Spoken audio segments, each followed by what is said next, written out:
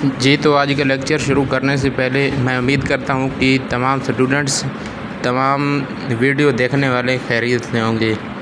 तो आज का जो हमारा टॉपिक है वो है हाइड्रोलिन सिरप। बेसिकली हाइड्रोलिन सिरप के अंदर डेक्स्ट्रोमेथोर्फेन होता है जिसको हम एंटीट्यूसिव कहते हैं। ये डेक्स्ट्रोमेथोर्फेन काम करता है ब्रेन की एक्टिविटी को कफिंग के हवाले से कम करा देता है, जिससे खांसी में फ़र्क महसूस होता है हमें। For the oral symptomatic relief of common cough such as dry and troublesome cough associated with the upper layer of tract congestion. इसके बाद आ जाती है प्रिकॉशन। हाइड्रोलिन सिरप लेते वक्त आपने कौन कौन सी चीज़ों का ख्याल रखना है।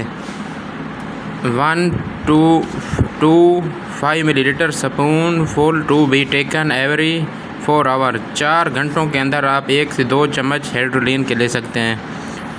ये जो हाइड्रोलिन है ये 12 साल से कम उम्र बच्चों के लिए मुफीद नहीं है।